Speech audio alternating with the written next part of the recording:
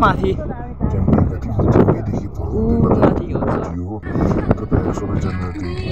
अब है खाजातिर लाग्यो खाजा खानु पर्यो अब यो चखेवा डाँडा है चखेवा डाँडा यो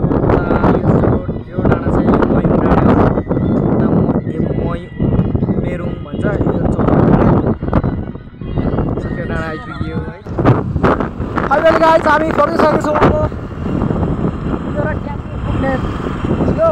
अलिक समय कम भएर हामी ट्याङ्की पुग्न सकेनौँ तपाईँहरूलाई यहाँसम्मको म भ्लग त्यो देखाउने छु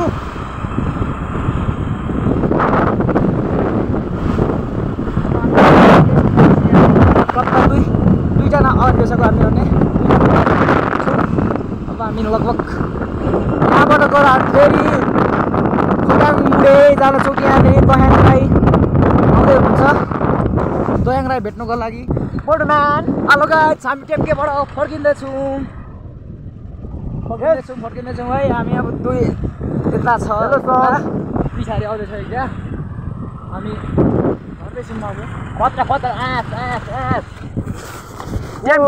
नयाँ वर्षको सालमा गर्दैछु त यस्तो बाटो छ है यता उताबाट यस्तो बिजोग छ है एक टडकै मान्छे गाडीमा मान्छे चलिरहेछ एक टडक हौ हुनु पनि माथि बसी भिडियो गर्दैछ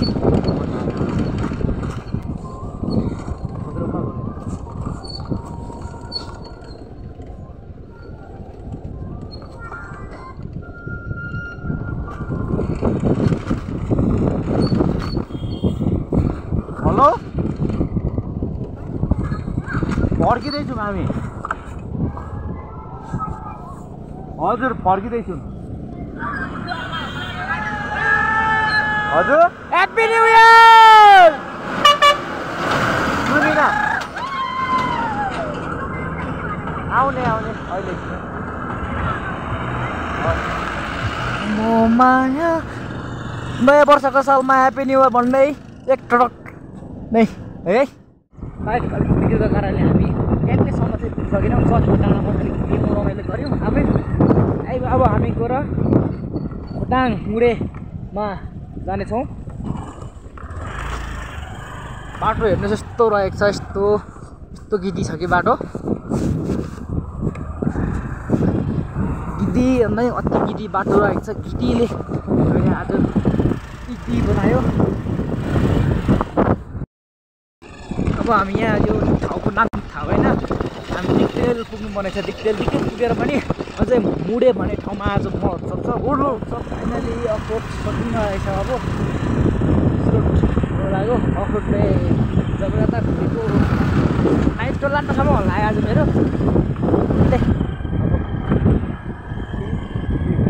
पिस रोड आइसकेको छ 2 सेकेन्डमा हामी रोड पार गर्नेछौँ ल फाइनली पिस रोड पनि आइपुग्यो अब चाहिँ के हुन्छ होला कि अफरोडमा मेरो भुँडीको लान्टे भन्थ्यो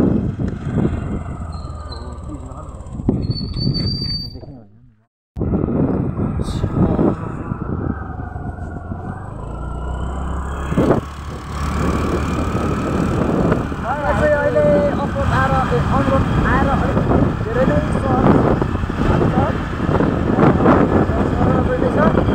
एकपल्ट लडियो आवाज भिडियो है यहाँ चाहिँ एकदम राम्रो पोस्टर बनाएको छ पेन्टिङ गरिएको छ गाउँपालिका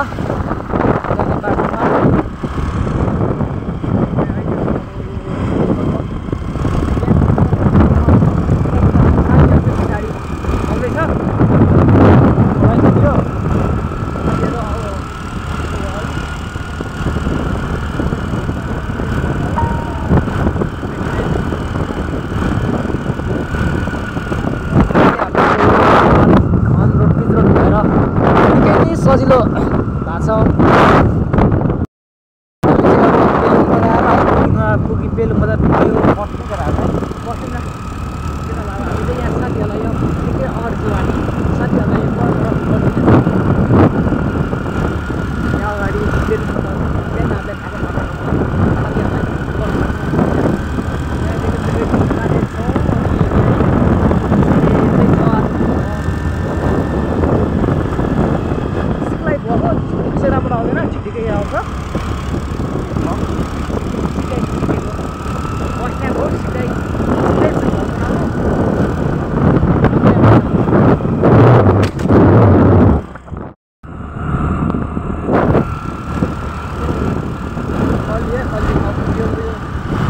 यो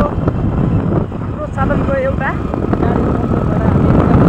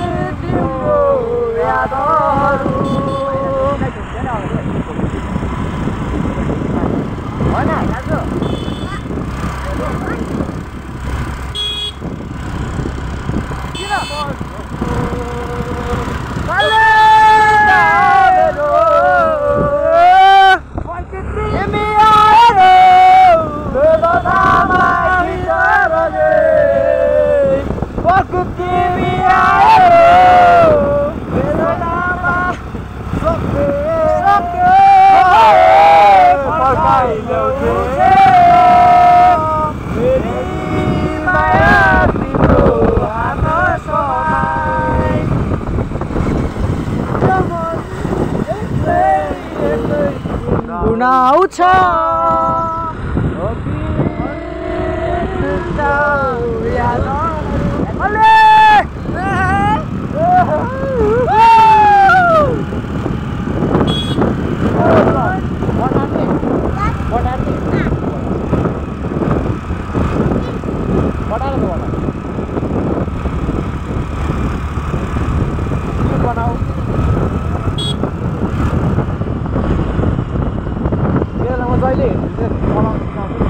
अगाडि बस्छ चल्यो वासना